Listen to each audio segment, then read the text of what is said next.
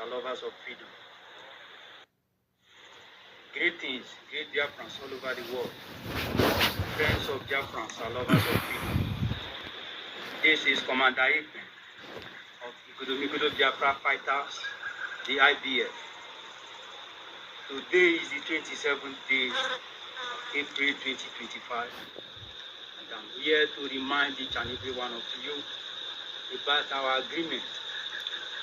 Sons and daughters of Igbodo, we have agreed that the 28th of April, being Monday, we are to commence the Biafra Monday sit at home in adding our voice for the release of His Excellency Mazi Nnamdi Kanu, and also for the release of His Excellency Prime Minister Mazi Nnamdi.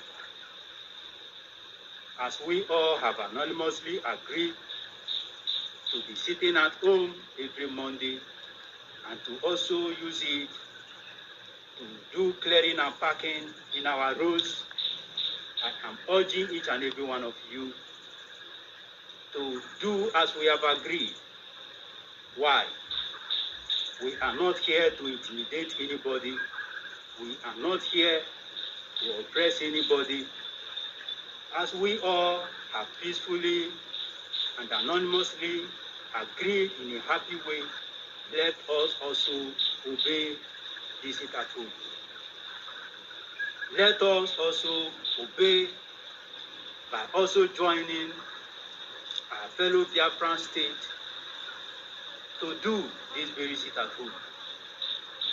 I want to use this very great opportunity to thank Mazi Nnamdi Kanu, Mazi Simon Ekpa. We also thank Okechukwu Nkere and also the BROGIE media and the BROGIE, all the cabinet members. I, Commander Ekpen, also want to thank the Biafra de facto government in homeland, of which Biafra was redeclared on the 2nd of December 2024. And we, as the IBF, we are here to fight shoulder to shoulder with the Triple General, Igwe Butuzo, and all his commanders. Commander Jeto Yahu, I salute you. Commander Holy Ghost, I salute you. You all are making us proud. And we are also here to make people proud also. Monday is sit at home, and we are urging each and every one of you, those of you who will be coming from far and near to visit the state of Igbodo Biafra land, don't say you were not informed. This is a reminder. Tomorrow is the 28th, being Monday of April. I urge each and every one of you to do as we have agreed. Since we, the sons and daughters of Igbodo Biafra land, have decided to also add voice in the release, in the demanding for the release of Mazi Nnamdi Kanu, let us do as we have agreed. I thank each and every one of you. Remain blessed, and may you all live to see Biafra. 5 Monday sit at home update here in Omambala State, Biafra land. As you can see, all shop institutions still remain on the lockdown key. So that the leader Mazi Nnamdi Kanu continue peace. And for all Biafrans being detained in GSS dungeon.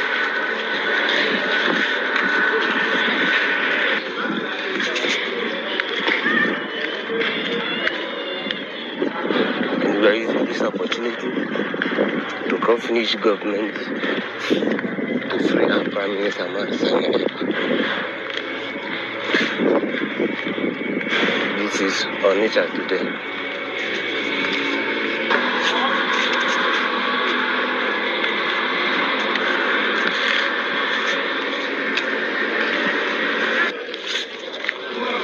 This is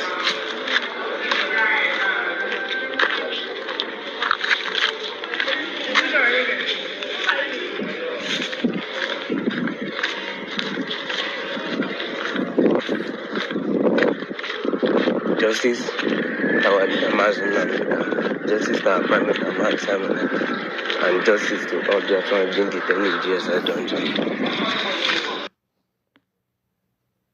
I want to take it must fight harder. The people who want to keep it are threatening. We that have to take it must prepare for that threat. There is no new thing they are going to do now in Lagos. We already know what they will do. Therefore, we must prepare in our large numbers to go to our polling unit. You must encourage your parents that came out before. You must tell your friends that don't have PVC, come and help me protect my parents. We are going to vote so that you will live in Lagos, so that I will live in Lagos, so that we can protect ourselves. Because if we do not take Lagos, I do not know if you can still stay in Lagos. To stay in Lagos, you have to win Lagos. It is that straight. To remain there, we must win. To remain there, to do that your business, for your parents to go to that church, for you to stay in that estate, to enter that bus, that marua, you must win. It has come to that. Tinubu has brought the country to precipice. The only way is to defeat them so we can lock them up and send them to jail. The only way is to defeat them so we can put them in prison where they belong. We must. It is not a matter of what you must fear is fear itself. That fear you have is what you should be afraid of. Because these people do not care whether you voted or not. They will attack you in your shop, in your house, on your street. To him, I will commit suicide. I will. If I'm someone from Yoruba land and someone comes to my city and I'm struggling, the person comes there, just within a space of 10 years, I will sell my father's land, my father's house to him, and then use 70% of it to do Owambe, and then use the other one to smoke, and then in 6 months I'm back to Omonile. I will commit suicide. Just within a space of 10 years, I will sell my father's land, my father's house, because it has shown that I am useless. It has shown that I cannot have any good impact in this world. And that is what happens with greater percentage of people that live in Lagos. I heard what someone said here. The truth is that most of all these people that drag Lagos are not even Lagosians. They don't even know where they are. They are like slaves. They are like slaves. Some of them, they don't even know their mother because of the nature of the cultural exhibition and phenomenon of Yoruba culture. They are promiscuous in nature, that they don't protect family lineage. So the person that they call father may not even be their father. So they've been living in Lagos, and when you ask them where are you from, they will tell you Osun State. Where in Osun? An average person you see will tell you he's from Ijebu. When was the last time you went to Ijebu? They can't remember. That is not the case of an Igbo person. So they find it very hard to understand how these people build two lives. An average Igbo person builds two lives. One is in the east and one is wherever he's based. Because there's a saying in Igbo language that says, Ebonye bikona wachi. Anywhere you see an Igbo man, he will be well established. At the same time, when you follow him to his village, you will know he's an Odogu. The name Odogu is not just a fanciful name. It's a name that stands for a man that really understands the nature of Igbo-ness in him. Knowing that whenever we are done doing all these things we are doing in the city, follow me, go back home. You will know where I'm coming from. So it's beyond their imagination that since the war ended in 1970, they were thinking that they will have an advantage over these people that were given 20 pounds, but feet growing exponentially. So their parents had this grudge, this beef against Igbos, and they fought not just themselves. They hired Britain, Russia, Egypt, and other countries, and yet they couldn't really decimate these people completely. So they are upset that their fathers failed in establishing themselves. Now they are in their youthful age and they are seeing exactly the same pattern of life that their fathers failed is manifested in their own life. So sometimes when you look at it, it's not really something I take too personally. I see it as a bunch of failures. So that's why you will see someone that is living in gutter, living in areas in Lagos. Lagos is a cesspit. Lagos smells like an abattoir. Anybody that's walked in Lagos and have lived in Lagos will tell you. The reason why people come there is because of opportunities. So do not even see it as people really like coming to a place where they wake up 4 o'clock in the morning to get to work before 8 and then leave their workplace at 8 to get to work, to get home before midnight. That is not life. An average life of someone living in Lagos State is actually 47 years old. So if you are in Lagos and you are 47 years old, you're already an ancestor because you should have died. That's how bad that city is. But then people glorify it because there is no other option in Nigeria.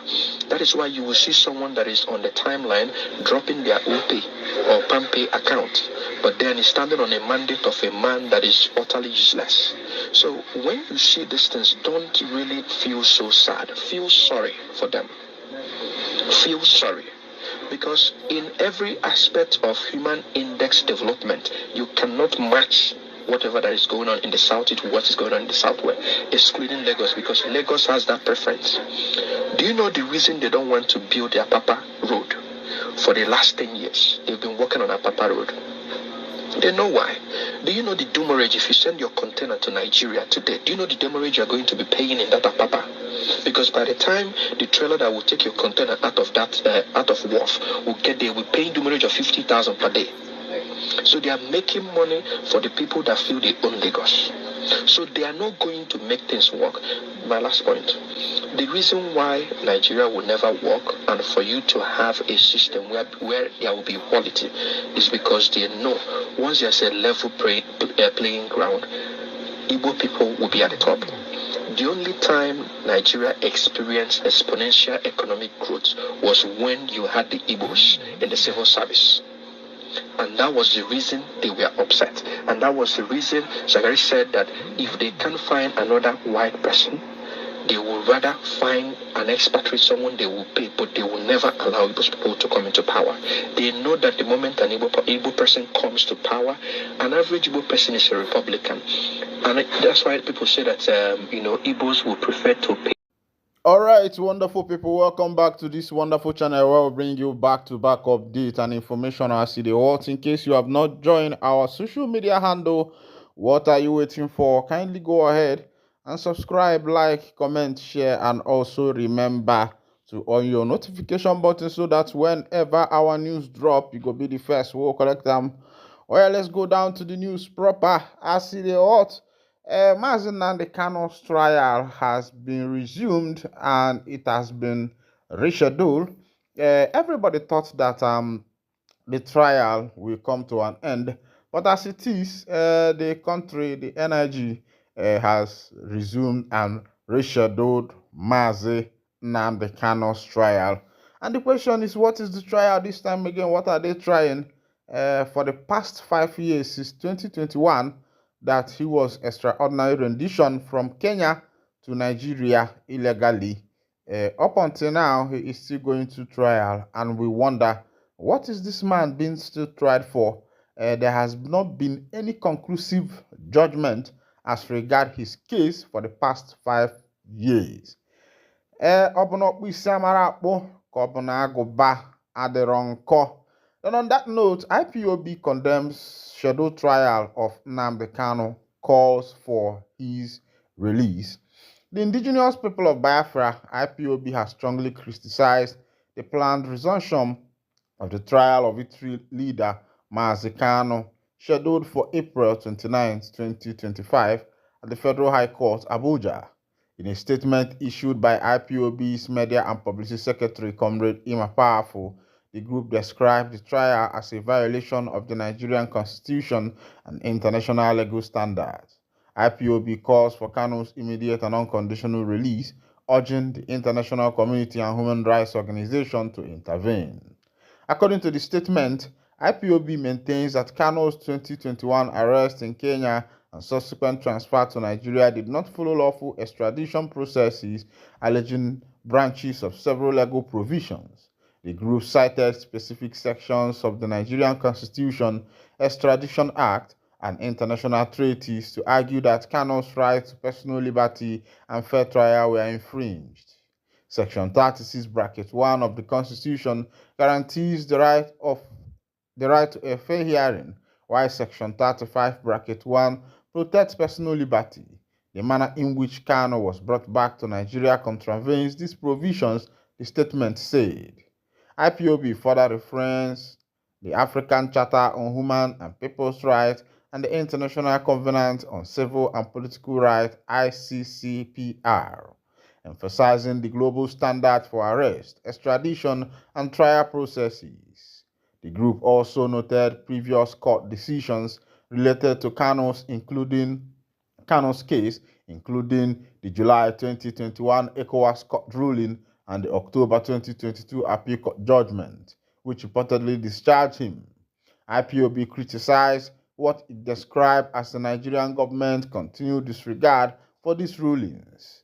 In its statement, IPOB appealed to newly appointed senior advocates on Kanu's defense team to prioritize the rule of law and not legitimize what it termed an unlawful trial. The group reiterated that it would continue to seek Kanu's release through all lawful means available.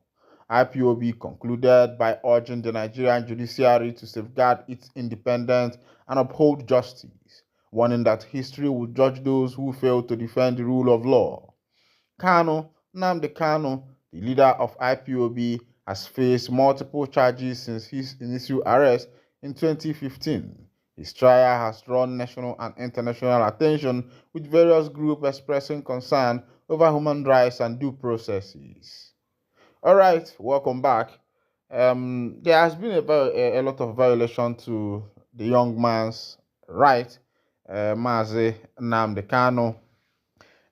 It's just that the nation where we found ourselves is a nation whereby the rule of law does not exist. It's more or so that the issue of the rule of law is not part of the game.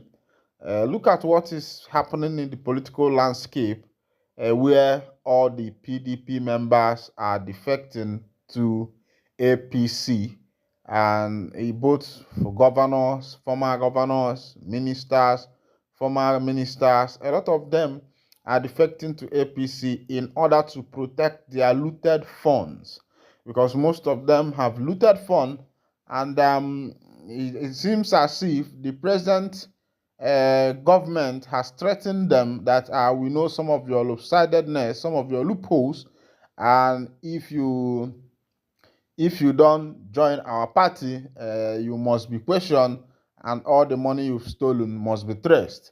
And a lot of them has decided to protect themselves by, joining the APC party in order to protect their funds. Finding yourself in a nation where the desire is just to embezzle, the desire is for personal aggrandizement. It is not for the development of the country. It is not for the development of the citizens.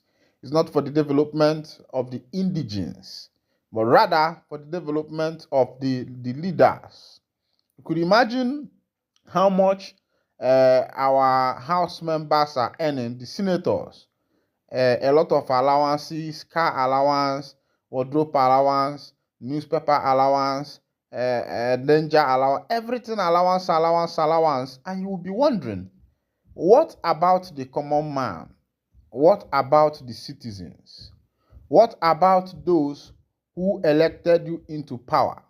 What about those who are your people? What about them? The people who made sure that you're into power, even though we know that some of them were not voted by the citizens, some of them got into power by the back door. They got into power by the back door. But even as that, and you see what these people are doing, it will show you that they don't have the interest of the people at heart. The rule of law is no more there. Like I'll always say, the woman of justice that usually cover her eyes with her sword and her scale, as it is now in the nation called Nigeria, that woman can see, and she knows how to save people that have money, the rich men, and also knows how to imprison the poor ones. The woman of justice once upon a time eyes was covered. But as it is in the present Nigeria, the eyes of the woman of justice is widely open to see. The ribbon used for her eyes has been removed, and it is no more a ribbon. She's just wearing a spectacle with through she can see the rich and the poor, and also to know who to stand for. All right, as it is, MFL loses bid to reclaim forfeited Abuja estate. Of course, you know that some time ago, about 750 duplexes were attached to MFL, the CBN governor. And the question is, a CBN governor, yes, is a big office. But how come? What is your occupation aside CBN governor?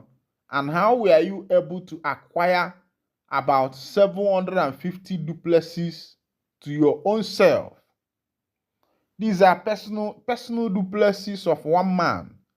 Just because you became a CBN governor, and on that, you have acquired so much wealth, you have become a man of a rich man, affluence, riches and affluence. I think these people, what they are doing need to be looked into. All right, 26 killed, 3 injured in devastating IED attack on Borno Road. At least 26 people have been confirmed dead and 3 others injured following a deadly improvised explosive device attack along the Maiduguri-Damboa highway in Borno State.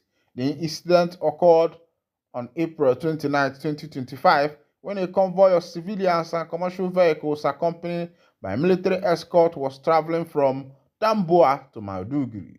The IED suspected to have been planted by Boko Haram insurgents exploded with devastating impact, destroying several vehicles and killing many of the occupants instantly. This attack marked one of the deadliest incidents on that route in recent months, reigniting fears about the resurgence of the terrorist activities in the region. Governor Babagana Zulum expressed deep sorrow over the loss of life, stating that the state had experienced over a year of relative peace before a tragic event. He visited the injured victim at the state specialist hospital in Maiduguri and directed that treatment be provided free of charge. The governor also called for increased surveillance and security patrols on highways across Borno State to prevent further attacks. The Maiduguri-Damboa Road has long been a dangerous route due to frequent ambushes and IED attacks despite presence of security forces. Security experts believe the latest incident highlights the need for renewed military operation and intelligence effort to dismantle terrorist network operating in the region. Residents have continued to urge the government to improve safety and restore normalcy to affected communities. All right, the same thing, same is also happening in nation called NIG, where you and I know that a lot of things have gone wrong, and the government is not even thinking about the people, rather than thinking about their own pocket. All right, this is where I'll be winding down the curtain, and if this is your first time of joining us on this wonderful channel, kindly go ahead and subscribe, like, comment, share, and also remember to all your notification buttons so that whenever our news drop, you'll be the first who will collect. And thank you for listening. God bless you.